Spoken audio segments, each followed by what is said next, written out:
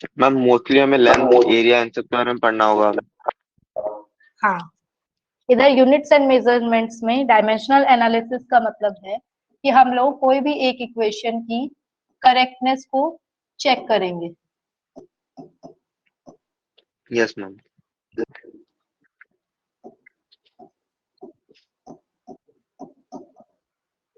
जैसे हमें एक इक्वेशन दे रखी है s is equal to u t plus half a t square, और हमें बोला है कि ये इक्वेशन को चेक करके बताओ कि ये इक्वेशन डायमेंशनली करेक्ट है कि नहीं।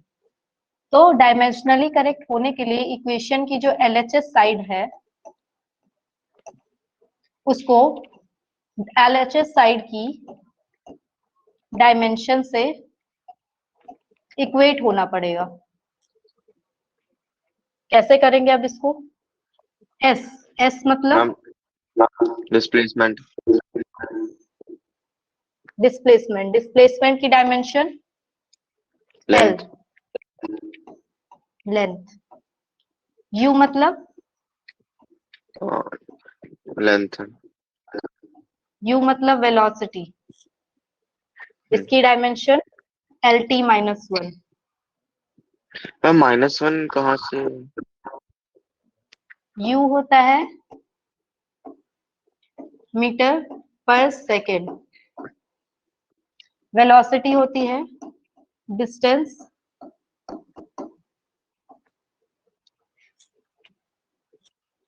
एक सेकेंड,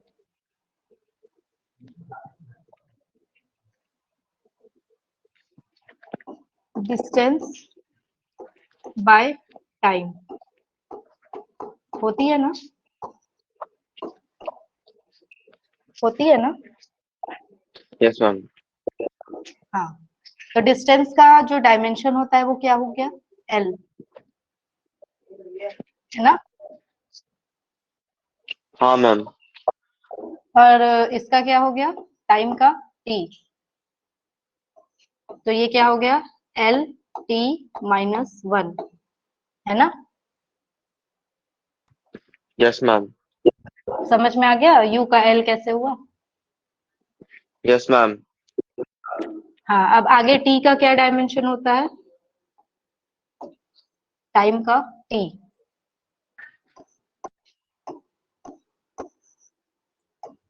एक्सेलरेशन का डायमेंशन बताओ। Acceleration is ma'am equal to L minus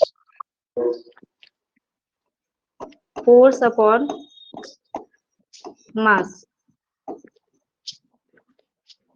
या फिर वेलोसिटी अपॉन टाइम। तो इसका डायमेंशन क्या हो जाएगा? वेलोसिटी की होती है एल टी माइनस वन और इसकी हो जाएगी टी, तो एक्सेलरेशन का डायमेंशन हो जाएगा एल टी माइनस टू। ठीक है।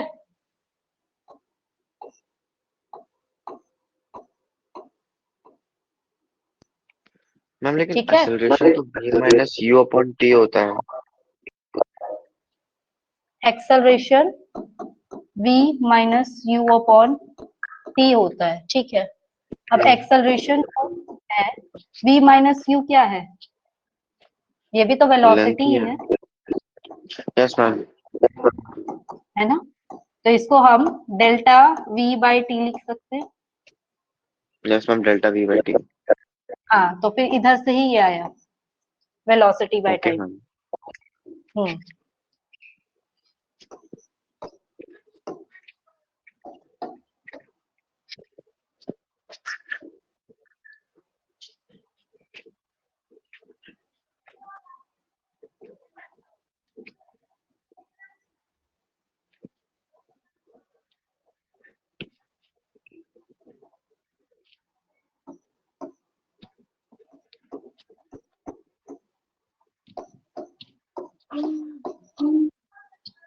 और इधर देखो, इधर क्या है? टाइम का स्क्वायर, टाइम का स्क्वायर यानी टी का स्क्वायर, है ना।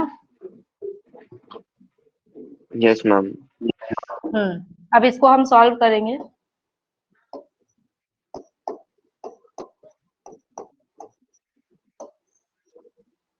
तो क्या आ जाएगा? हम L इंटू टी की पावर में 0 1।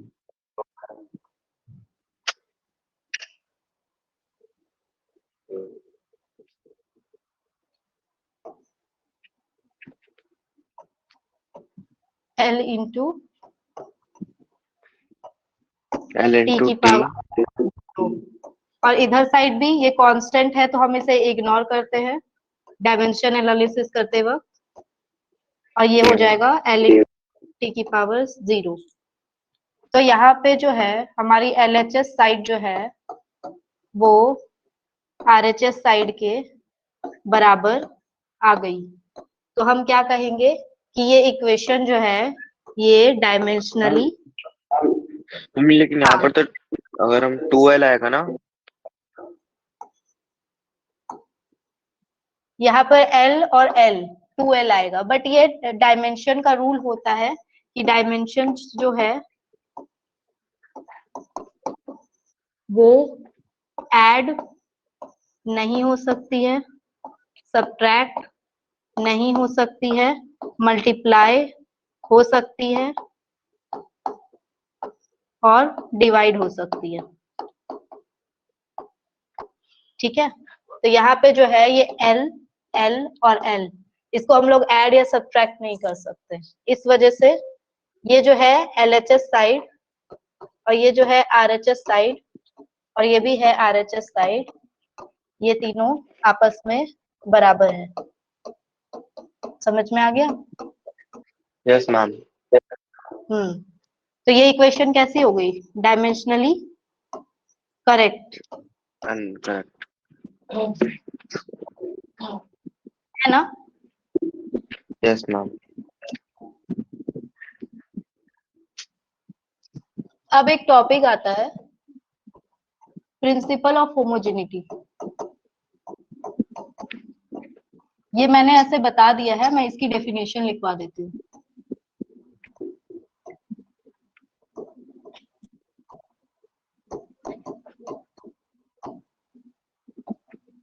For a equation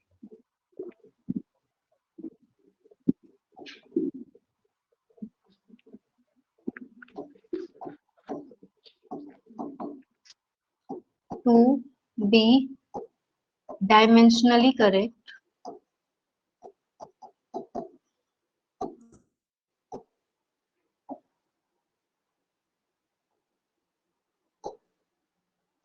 its LHS side should be equal to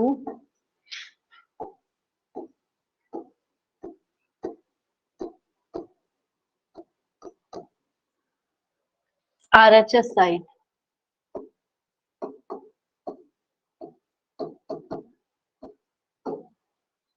यही जो मैंने पूरा इधर बताया था एक्सप्लेनेशन, इसी को कहते हैं प्रिंसिपल ऑफ होमोजेनिटी।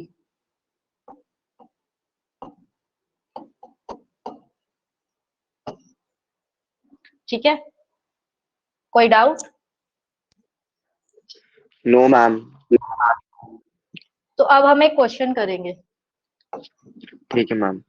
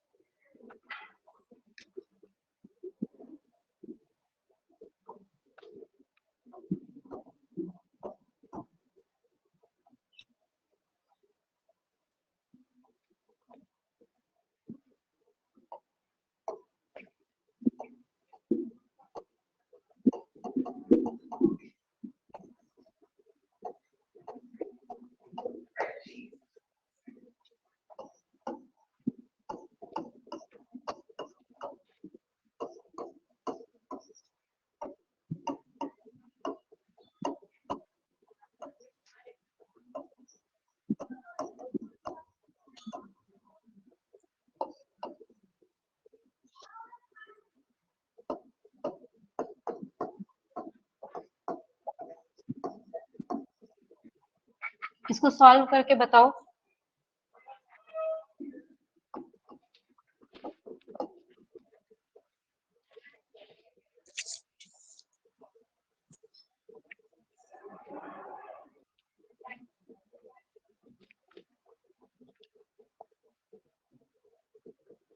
मैम कैसे करना है इसको? कैसे करना है? इस क्वेश्चन में पूछा जा रहा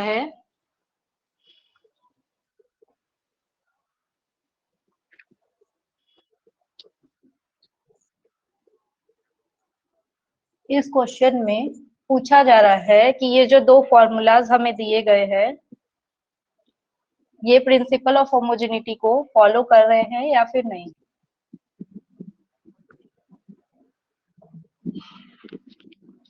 तो पहले वाले का देखते हैं। पहला हमें फॉर्मूला दे रखा है फोर्स इनटू मास, m यानी मास, इनटू में p मतलब मोमेंटम हमें दे रखा है।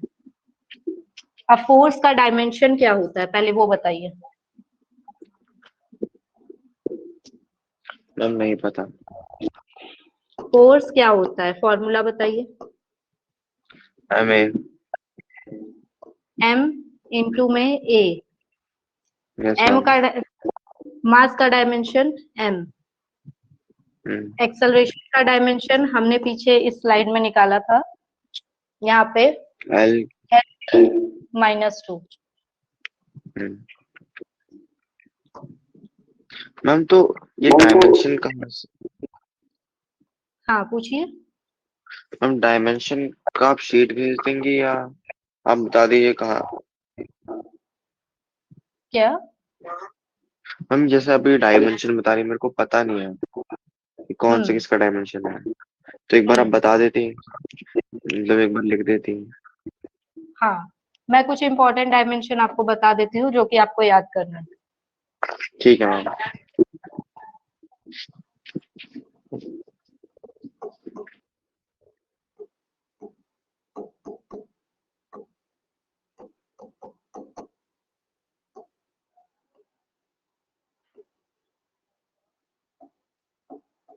फर्स्ट है फोर्स,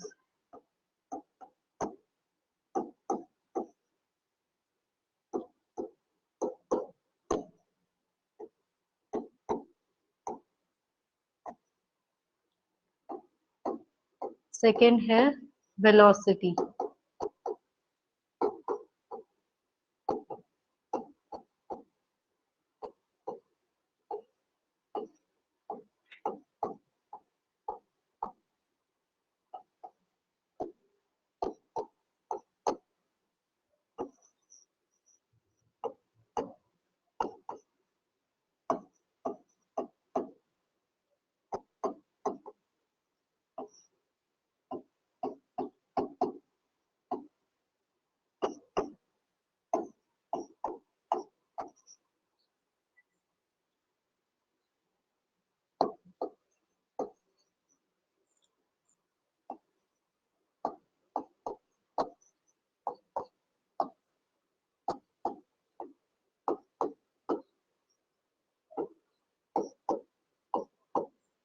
ये अभी फिलहाल के लिए डायमेंशन है, फिर आगे पढ़ेंगे तो और डायमेंशन बता दिए जाएंगे।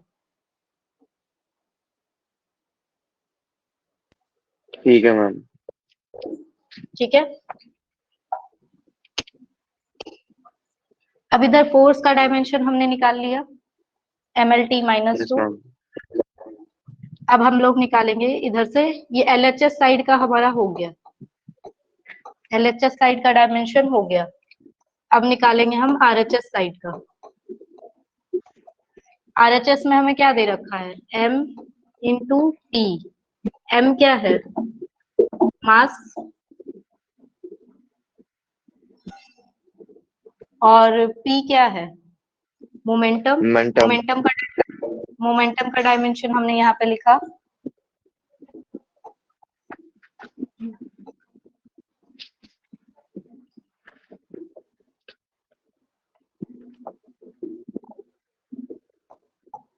क्या है मोमेंटम का डायमेंशन? एम एल टी की power -1।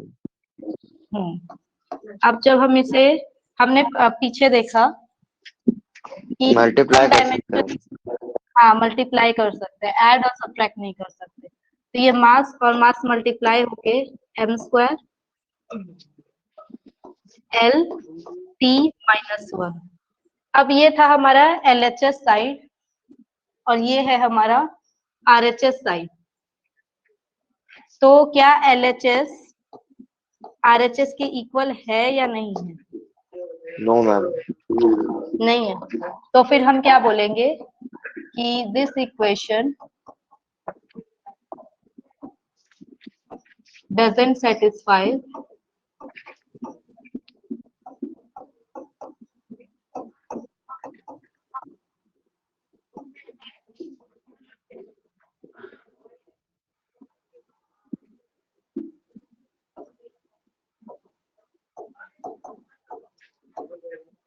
Principal of homogeneity.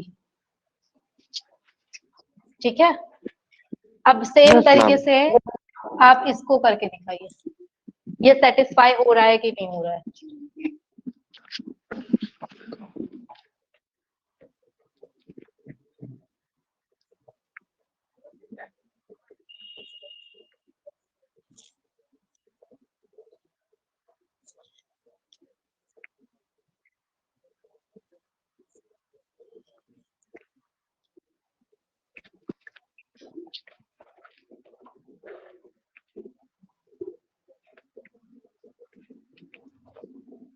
Ma'am नहीं हो रहा। नहीं हो रहा है। एक बार फिर से चेक कीजिए अपना आंसर।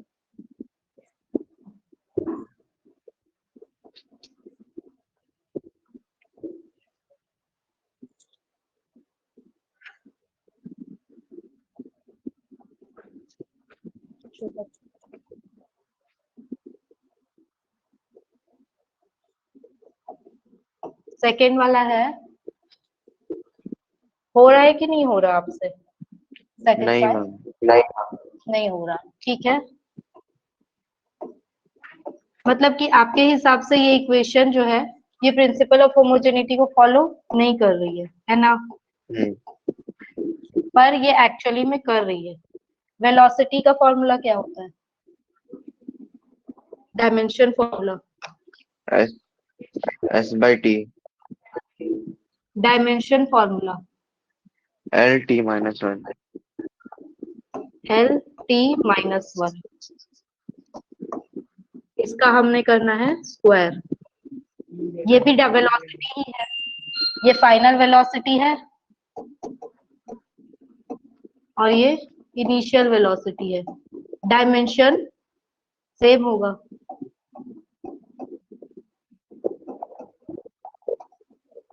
तो ये हो गया एल टी माइनस 1 सेम। कोई डाउट यहाँ तक? No ma'am. इसके बाद ये 2 है। डायमेंशन एनालिसिस करते टाइम हम लोग यूनिट्स को इग्नोर करते हैं। एक्सेलरेशन क्या हो गया? L T -2। -2। और ये एस क्या है? टाइम है या फिर डिस्टेंस है? डिस्टेंस। तो डिस्टेंस का डायमेंशन एल। एल। अब हम इसे जब सॉल्व करेंगे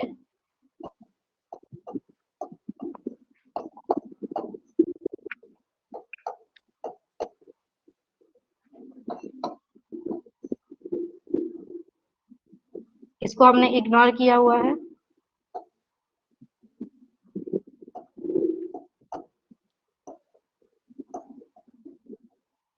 तो अब यहाँ पे डायमेंशंस तो ऐड नहीं हो सकते हैं। तो यहाँ पे जो LHS साइड है क्या वो RHS साइड के बराबर आ रही है?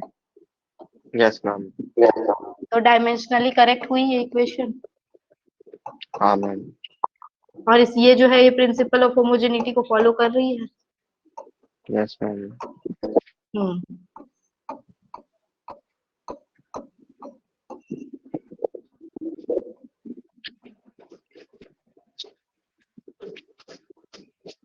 अब मैं 2 क्वेश्चन होमवर्क में दूंगी, आप करके आना।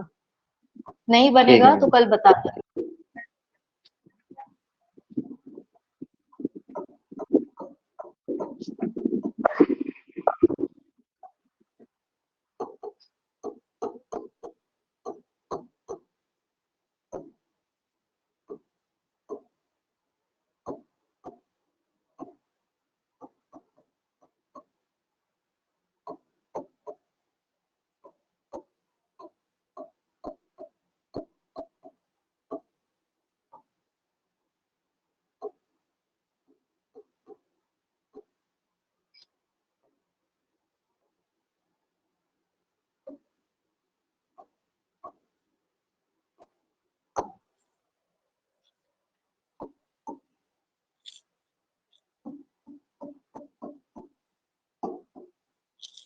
तुम लोग भी लिख लो।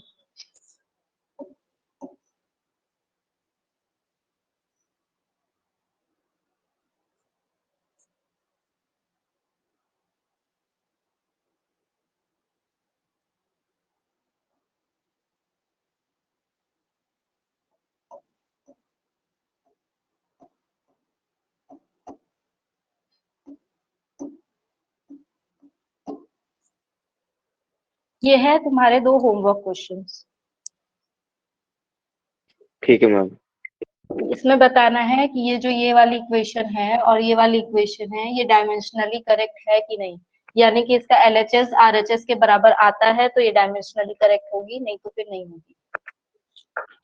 ठीक है मैम। ठीक है।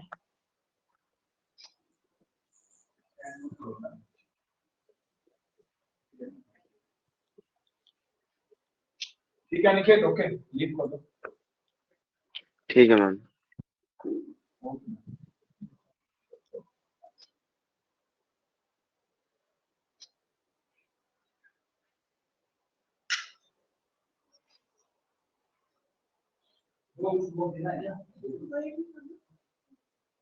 हो गया।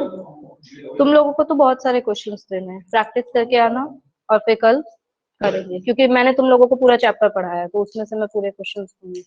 फिर कल हम लोग वो क्वेश्चंस डिस्कस करेंगे और फिर एरर स्टार्ट करेंगे।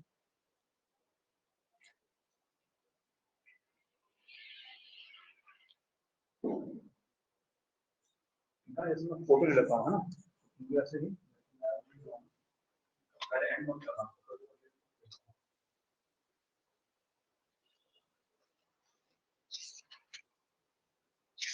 तो लिख लो, हम ओरली बता रहे हैं।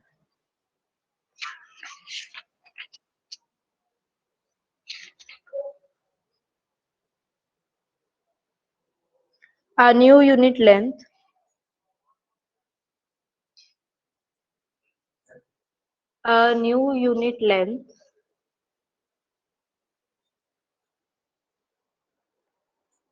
is chosen such that